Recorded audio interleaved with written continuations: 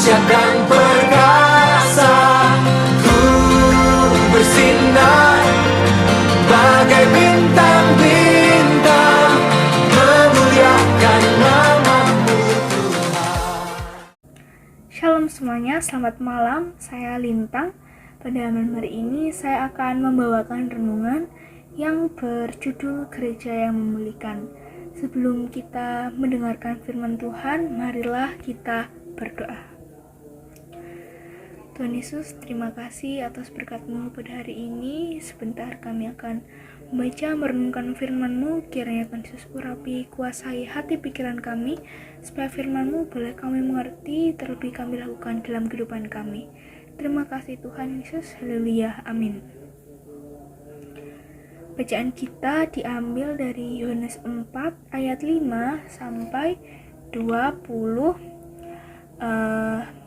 26. Saya baca, maka sampailah ia ke sebuah kota di Samaria yang bernama Sikar, dekat tanah yang diberikan Yakub dahulu kepada anaknya Yusuf. Di situ terdapat sumur Yakub. Yesus sangat letih oleh perjalanan, karena itu ia duduk di pinggir sumur itu. Hari kira-kira pukul 12, maka datanglah seorang perempuan Samaria hendak menimba air. Kata Yesus kepadanya, "Berilah aku minum," sebab murid-muridnya telah pergi ke kota membeli makanan. Maka kata perempuan Samaria itu kepadanya, "Masakan engkau seorang Yahudi minta minum kepadaku seorang Samaria?" Sebab orang Yahudi tidak bergaul dengan orang Samaria. Jawab Yesus kepadanya, "Jikalau engkau tahu tentang karunia Allah dan siapakah dia yang berkata kepadamu, 'Berilah aku minum,' niscaya engkau telah meminta kepadanya dan ia telah memberikan kepadamu air hidup." Kata perempuan itu kepadanya, "Tuhan, engkau tidak punya timba, dan sumur ini amat dalam. Dari manakah engkau memperoleh air hidup itu? Adakah engkau lebih besar daripada bapa kami Yakub yang memberikan sumur ini kepada kami, dan yang telah minum sendiri dari dalamnya, ia serta anak-anaknya dan ternaknya?" Jawab Yesus kepadanya, "Barang siapa minum air ini, ia akan haus lagi. Tetapi barang siapa minum air yang akan kuberikan kepadanya, ia tidak akan haus untuk selama-lamanya. Sebaliknya, air yang akan kuberikan kepadanya akan menjadi mata air di dalam dirinya, yang terus-menerus memancar sampai kepada hidup yang kekal." Kata perempuan itu kepadanya, "Tuhan, berikanlah aku air itu, supaya aku tidak haus dan tidak usah datang lagi ke sini untuk menimba air." Kata Yesus kepadanya, "Pergilah, panggillah suamimu dan datang ke sini." Kata perempuan itu, "Aku tidak mempunyai suami." Kata Yesus kepadanya, "Tepat katamu bahwa engkau tidak mempunyai suami, sebab engkau sudah mempunyai 5 suami, dan yang ada sekarang padamu bukanlah suamimu. Dalam hal ini engkau berkata benar." Kata perempuan itu kepadanya, "Tuhan, nyata sekarang padaku bahwa engkau seorang nabi. Nenek moyang kami menyembah di atas gunung ini, tetapi kamu katakan bahwa Yerusalemlah tempat orang menyembah." Kata Yesus kepadanya, "Percayalah kepadaku, hai perempuan, saatnya akan tiba bahwa kamu akan menyembah Bapa bukan di gunung ini, dan bukan juga di Yerusalem.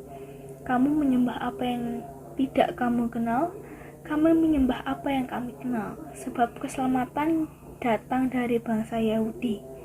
Tetapi saatnya akan datang dan sudah tiba sekarang, bahwa penyembah-penyembah benar akan menyembah Bapa dalam roh dan kebenaran, sebab Bapa menghendaki penyembah-penyembah demikian. Allah itu roh, dan barang siapa menyembah Dia, harus menyembahnya dalam roh dan kebenaran." Jawab perempuan itu kepadanya, "Aku tahu bahwa Mesias akan datang, yang disebut juga Kristus. Apabila ia datang, ia akan memberitakan segala sesuatu kepada kami." Kata Yesus kepadanya, "Akulah dia yang sedang berkata-kata dengan engkau." Amin. Jadi saya ambil nats ini dari ayat 7. Maka datanglah seorang perempuan Samaria hendak menimba air. Kata Yesus kepadanya, "Berilah aku minum." Seorang bapak gereja, yaitu Agustinus, mengatakan bahwa gereja sebagai sekumpulan orang beriman tidak hanya terdiri dari orang-orang suci, melainkan juga orang-orang berdosa. Gereja mengundang, meneguhkan, dan meyakinkan manusia akan arti anugerah Allah dan cinta kasih Allah terhadap dunia ini. Artinya, gereja bukan hanya untuk orang benar saja, tetapi juga untuk orang yang berdosa dan yang mau bertobat. Namun pada kenyataannya, berapa banyak orang yang dianggap berdosa tertolak oleh gereja? Dalam bacaan kita hari ini, kita melihat seorang perempuan Samaria yang berada di sumur pada siang pukul 12. Waktu yang tidak bisa digunakan untuk mengambil air. Mungkin saja perempuan itu menghindar dari cibiran orang. Ia tidak mau mendengar kehidupannya yang kelam menjadi gosip di sumur itu. Saat itulah Yesus menjumpai dia. Tentu saja Yesus mengenal betapa dalamnya gambaran negatif Yesus menjumpai dia. Tentu saja Yesus menjumpai tidak untuk mengadili dan menghukumnya, tetapi dia juga tidak meninggikan diri atau memberikan nasihat moral kepadanya. Namun Yesus datang kepada perempuan itu untuk meminta air minum. Ia mulai berdialog dan menciptakan relasi. Perempuan Samaria yang kehilangan kepercayaan akan kebaikan dirinya dipulihkan lewat percakapan atau dialognya itu dengan Tuhan Yesus. Kisah perjumpaan ini itu kita percaya bahwa Yesus, sang air hidup itu, Yesus mengangkat dia, mengembalikan kepercayaan dan harga dirinya. Nah, kisah perjumpaan Yesus dengan perempuan Samaria ini itu menunjukkan kepada kita cara Tuhan Yesus untuk merangkul orang-orang sekitar yang terluka dan hancur hidupnya. Tuhan Yesus datang dengan kerendahan hati. Ia tidak menghakimi perempuan itu. Dan sekarang bagaimana sikap kita? Apakah kita bisa meneladani sikap Tuhan Yesus yang tahu orang salah tetapi kita merangkulnya dan tidak menghakimi? Orang-orang yang sudah malu terhadap dirinya atau sudah minder seperti itu tidak membutuhkan orang lain yang akan membuat dirinya merasa malu, tetapi mereka itu membutuhkan orang-orang yang membuat dirinya itu semakin bangkit. Dalam artian mereka butuh pemulihan. Mereka membutuhkan orang yang dapat memberikan pengharapan dan mereka ingin untuk dihargai. Dan oleh karena itu, teladan Yesus pada bacaan kali ini, bagaimana cara kita untuk merangkul orang-orang yang dianggap atau dipandang orang buruk dalam artian berdosa.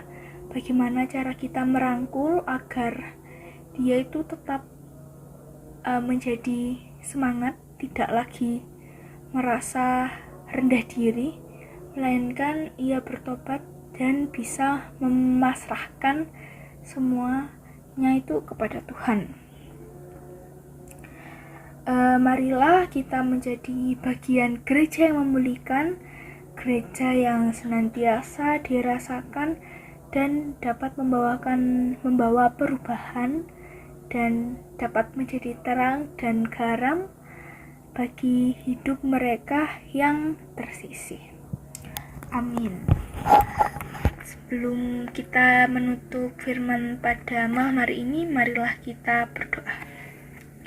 Tuhan Yesus, terima kasih atas firman-Mu pada malam hari ini.